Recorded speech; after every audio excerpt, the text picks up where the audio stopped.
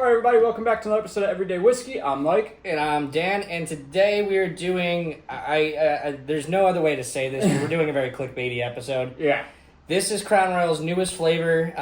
Predecessor to this would be like the blackberry and the peach and the salted caramel. Those are like 3 line extensions from them prior to this. The blackberry went crazy on TikTok last year. We did the same thing where we did kind of a cocktail-esque demo episode with it. We're going to do the same exact thing here. So we're going to start off with a shot. We're going to drink it on ice, and then we're going to make a cocktail. The cocktail I'm not going to tell you we're making until we make it because I think it's actually going to be pretty good. Yeah.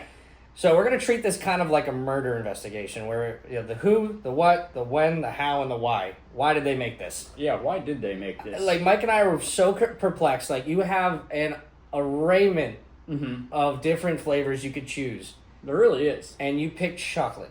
Well, if you ask me, I feel like there's not a lot of competition in that segment. Ballatin. You have Ballatin. That's really the only one. Oh, Bird Dog. Now, what's the 35? Is Ballatin and Bird Dog 35%? Yeah, they're all. Right, so they're all the like same. I don't know. I think it's just one of those flavors that's maybe just not vastly broken into yet. I don't know. There are such things out there if you go to bars, especially like more of your younger, hipper bars where the mixologists are more prominent. Not a dive bar. Yeah, there's like, like chocolate old fashioned, shit like that. Yeah, like, people make some these bougie cocktails. But usually what they do is they'll add, it'll be like your bourbon and then some kind, either like chocolate bitters or like chocolate a chocolate extract, liqueur, like something like that. But so I think this was a massive swing for Crown. I do too. And disclaimer, Mike and I both tried this off camera, but we haven't filmed anything, so we do have a little bit of a preconceived notion when it comes to how this tastes. But we're gonna try to give you the most authentic reaction we can with having already tried it. I mean, one thing I could think of is maybe down the line they might do something different with either the shooters or smaller size and do like a chocolate and vanilla pairing combo pack because they do have vanilla. They're not known for that though. Like no. I would say, out of all Crown's marketing wise, they're very one dimensional. They really are. It's release flavor, don't make enough flavor, discontinue flavor, and then rinse, repeat. And that's not a knock on Crown. It's their business model, but it doesn't allow a lot of room for like fun stuff. Nah, with this. So Crown Royal, obviously bag. Yep, pretty standard. Here's your bottle. Looks like a Crown Royal bottle, which this is the only bottle of Crown Royal I have in this entire house. I think that's one more than I have. So I might have some peach. We'll do a full shot. Which, by the way, their peach is fucking phenomenal. Crown Royal actually does very well. No, they do well with their flavors. This one throws me off because chocolate is so. It's just such an odd one. It's a lot. It is. It really is. All right, so we're going to pretend we're at a bar right now, and we ordered 2 shots of Crown chocolate. The bartender just made fun of us. And go. Cheers. Dude, it literally just tastes like a cosmic brownie. It's like that fake confectionery, overly sweet. But it does actually have a kick to it. It's really not bad. It's really not bad. Okay. It's not nearly what I expected to taste. It's not. I think Cosmic Brownie really is like the best way to sum this up. Yeah, like if you ever got like that chocolate fudgy. The Kid Cuisine. Remember the Kid Cuisine chocolate pudding? Yeah, something like it's just the most fake chocolate you've ever had in your life. But it's not like it's not good if you're a bourbon drinker. If you're a bourbon drinker, like an actual bourbon, this is not even remotely your category. You're not going to go within 100 feet of this thing. But if you just want to have something fun to drink, especially as the weather gets a little colder and you have a party, this is a cool thing to have, to me. I could actually see myself picking this up around the holidays. I think when Halloween, this cocktail's going to change. Halloween would be cool. But definitely throughout like the winter season, because like Dan said, surprisingly the bourbon does show, or not the bourbon, the whiskey shows through, and it does give you a little bit of a burn in there. Like it's not just like your typical flavored whiskey liqueurs where it's just a sugar bomb and that's all you get. Yeah, and like I'm on record for not liking flavored whiskeys, and this is definitely not an outlier in that statement. I actively really don't like it. Yeah. But that's just because it's not my palate. I'm not the demographic they're going after with this. They're doing the same thing kind of Jameson Orange did with their brand. I can never remember. Are you a chocolate guy or no? No, I don't. Not You're sweet. not I don't. really I don't a- eat sweets. Yeah, you're not a sweets and chocolate guy. No, See, I I don't don't. like I McDonald's. like chocolate. And then, it's funny. Your dad. The would more like he probably would, because he loves. He just eats dark but chocolate. he likes real dark chocolate. But the more I'm thinking about it, and the more like the aftertaste does linger because again, it's more of a liqueur than it is a whiskey. It's actually kind of reminding me of like Gertrude's Hawk's chocolate fudge.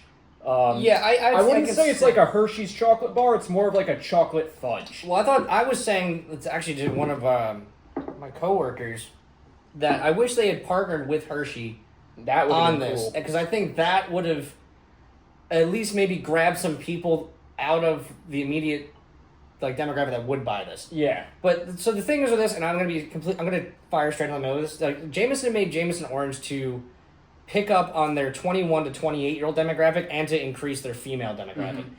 That's why Crown's doing this too. They're trying to get that younger age demographic to buy in on Crown because your average Crown Royal drinker. Did you just say 18 to 21? I mean, I meant to say 21 to 28. I was going to say, like, we cannot promote no, 18-year-olds drinking. Sorry, I meant to say 21 to 28. But who are we kidding? Yeah. Because your average Crown Royal drinker is between 35 and 45. Yes. So they're trying to get the younger demographic to drink this product. Mm-hmm. And I think this is it's a smart move. I do too. All right, let's try it on the rocks, see if it's any better. Cheers.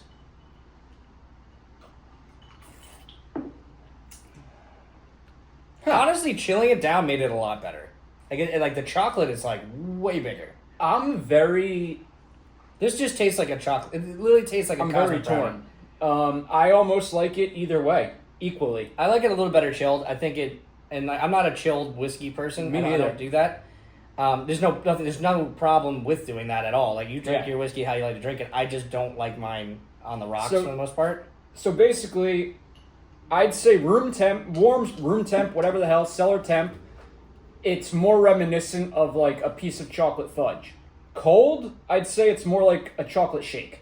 Yeah, I definitely Like, got a that's little really- milkshakey kind of Yeah, vibe to it, it like a just chocolate tastes like malt a almost. yes, a like chocolate Miss Walker's malt. chocolate malt. Yes, like a chocolate malt shake. Like that's kind of all adding ice does to it. For anyone watching to get the reference, Mrs. Walker's is like a local Ocean County ice cream chain. Yeah, big chain. Well, not chain. Not chain. There's like 4 locations. and not big. There's only a few of them, but they're like a family owned. They're just like I should say iconic. But like they're an known. iconic They're ice known cream. for their chocolate milkshakes. Like they use Kimura coffee in their chocolate milkshakes.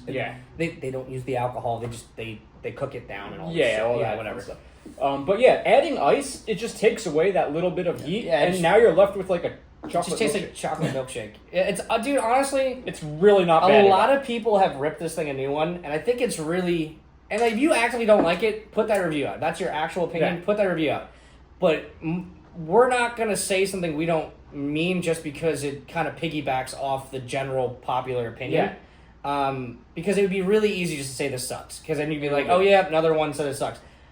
I will say it's much better than I honestly expected it to be. It's I not think something so, I too. would drink, but I think they did a really, really really good job with this. You know, honestly, if I wasn't getting older and I'll grab the ice for the hangovers cocktails. weren't as prevalent as they are now, Yeah, if I was 21 again, I could probably sip on a glass or two of this at night and enjoy it when I want to break things up. You know, I'm still a ride or die, true whiskey bourbon guy, Scotch guy.